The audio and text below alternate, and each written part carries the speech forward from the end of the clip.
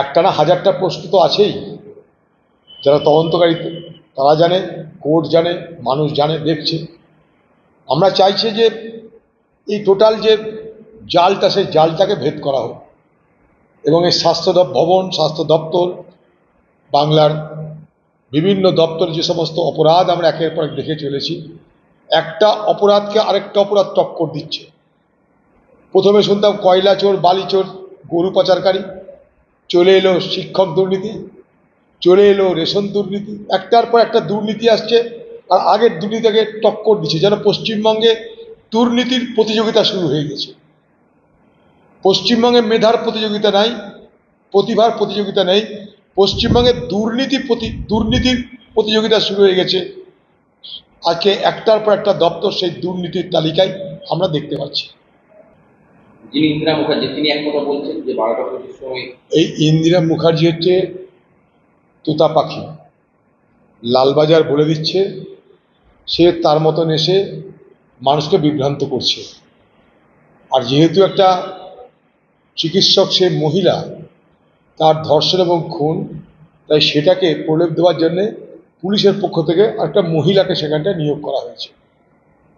এগুলো না পুলিশ না পুলিশ, এরা কি আমার জানা নাই। হয় সত্যি কথা বলুন কিংবা মিথ্যা কথা বলুন, সত্যি মিথ্যার মাঝে কথা বলে বাংলার মানুষকে বিভ্রান্ত করবেন। সবাই সব কিছু জানে। কপিল সিব্বাল পশ্চিমবঙ্গ সরকারের পক্ষ থেকে পশ্চিমবঙ্গের চিকিৎসক জগৎকে অভিযুক্ত করবার গভীর ষড়যন্ত্র করছে। এটা একটা ষড়যন্ত্র ছাড়া কিছু নয়। পশ্চিমবঙ্গ সরকার কেন বলছে না? যদি পশ্চিমবঙ্গ সরকার রুগীদের চিকিৎসার ব্যাপারে সত্যিকারের তারা সজাগ হয়, ইচ্ছুক হয়, তাহলে এই আন্দোলনকারী ডাক্তারদের সঙ্গে বসে আলাপ আলোচনা করে তাদেরকে কেন কর্মে ফেরত পাঠানো হচ্ছে না? সামান্য জিনিস একটা, আন্দোলনকারীদের সঙ্গে আলোচনা করো, তাদের সমস্যা কথা শোনো, তাদেরকে প্রতিশ্রুতি দাও, কিছু পদক্ষেপ গ্রহণ করো, তাদেরকে কাজে যেতে বলো। তো জেদাজেদির লড়াই চলছে। পশ্চিমবঙ্গের মুখ্যমন্ত্রী মনে করছেন আন্দোলনকারীদের সাথে কথা বললে তার জাত যাবে, আকাশ তার মাথায় ভেঙে পড়বে, তার ইজ্জত বাজেয়াপ্ত হবে, তাই তিনি আন্দোলনকারীদের সঙ্গে প্রতিযোগিতায় নেমেছেন। আন্দোলনকারীদের সঙ্গে প্রতিযোগিতায় নেমেছেন বাংলার মুখ্যমন্ত্রী মমতা ব্যানার্জি। আর সেই কারণে বাংলার কোথাও যদি চিকিৎসার থেকে মানুষ বঞ্চিত হয়, কারণ বাংলার মুখ্যমন্ত্রী মমতা ব্যানার্জি। কারণ স্বাস্থ্যমন্ত্রী হিসাবে তার তো দায়িত্বের মধ্যে পড়ে যে আন্দোলনকারীদের সঙ্গে আলোচনা করে তাদের সমস্যা কথা শুনে ব্যবস্থা নিয়ে পরিষেবা ফের চালু করার দায়িত্ব পশ্চিমবঙ্গের স্বাস্থ্যমন্ত্রী। কেন আপনি স্বাস্থ্যমন্ত্রী হয়েছেন? সারা পশ্চিমবঙ্গের স্বাস্থ্য দপ্তরের যে দুর্নীতি, সেই দুর্নীতির দুর্গন্ধ আজ এই বাংলার আকাশ বাতাসকে বিষাক্ত করেছে। এখানে পুরো মাফিয়া রাজ চলেছিল। পশ্চিমবঙ্গের স্বাস্থ্য দপ্তরে চলেছে মাফিয়া রাজ, এবং এই মাফিয়া রাজ যদি কারো প্রশ্রয় চলে থাকে, সেই প্রশ্রয় দাত্রীর নাম বাংলার মুখ্যমন্ত্রী মমতা ব্যানার্জি। তাই কে ডাক্তার হবে কে ডাক্তার হবে না আমরা জানি না। আগামী দিনে এমন ডাক্তারদের দেখব যে মাথায় যদি ব্যথা হয় আপনাকে বলবে ঘাড়ে গ্যাস্ট্রিক হয়েছে, আর যদি পেটে ব্যথা হয় আপনাকে বলবে পেটের হাঁটুর হাড় দুর্বল হয়ে গেছে। পেট ব্যথা হলে বলবে আর্থ্রাইটিস, মাথা ব্যথা হলে বলবে গ্যাস্ট্রিক।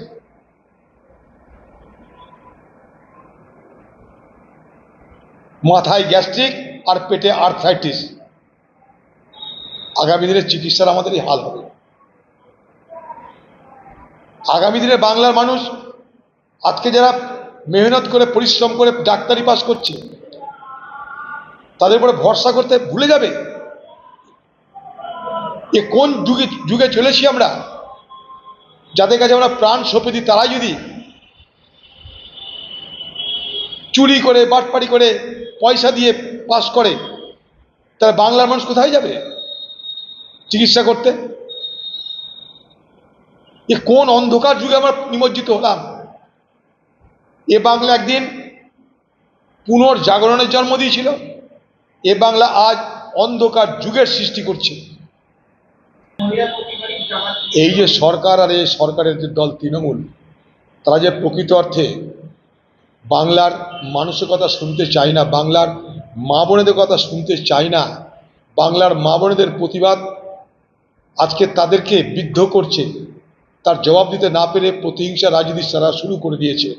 যেদিন থেকে বাংলার মুখ্যমন্ত্রী সভায় ঘোষণা করলেন আমি আমার লাইন পাল্টে দিলাম, এতদিন বলেছিলাম বদলা নয় বদল চাই, আজ বলছি আমার স্লোগান পাল্টে দিন, যেখানে যেমন প্রয়োজন তেমন করতে থাকুন, ফোঁস করতে ভুলবেন না। আমি ফোঁস করার কথা সকলকেই বলছি। এই যে ফোঁসের রাজনীতি, সেই ফোঁসের রাজনীতির প্রতিফলন আপনারা দেখতে পাচ্ছেন। কিন্তু বাংলার মা বোনেদের অপরাধ কি? তারা তো আন্দোলন করবেই, তারা বিচার চাইছে, তারা অন্য কিছু চাইছে না। তারা আপনার কাছে চাকরি চাইছে না, তারা আপনার কাছে 100 দিনের কাজ চাইছে না, তারা আপনার কাছে রেশন চাইছে না, তারা বাংলার একজন নারী চিকিৎসক তার ধর্ষণ এবং খুনের বিচার চাইছে। আপনি তাহলে বলুন যে আপনি বিচার চান না, এবং যারা বিচার চায় আপনি তাদের বিরোধিতা করবেন।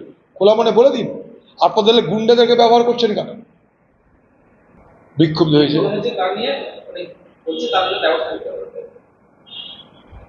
देखिए, नियमों के अनुযায়ী सूबे की राज्यपाल साहब, महामहिम राज्यपाल, उनका हक बनते हैं कि वो सूबे की जो सरकार और खासकर चीफ मिनिस्टर समय समय पर उनसे बात करे, और ये भी सही होगी कि खुद बंगाल के चीफ मिनिस्टर साहब अपने तरफ से बंगाल की हालत को राज्यपाल से मिलने का उपरांत समझाइए, जानकारी दे। ये नियमों की पालन के मुताबिक होते हैं। लेकिन बंगाल में ऐसा कुछ नियम, ऐसा कोई प्रक्रिया और बचे नहीं है, क्योंकि राज्यपाल दोनों के बीच जो टकराव चरम सीमा पर पहुंच चुके हैं। राज्य सोचते हैं राज्यपाल उनके दुश्मन है, और राज्यपाल ये सोचते हैं कि राज्य हमारे अधिकार को उल्लंघन करते हैं, और सारे समस्या इसमें निहित है।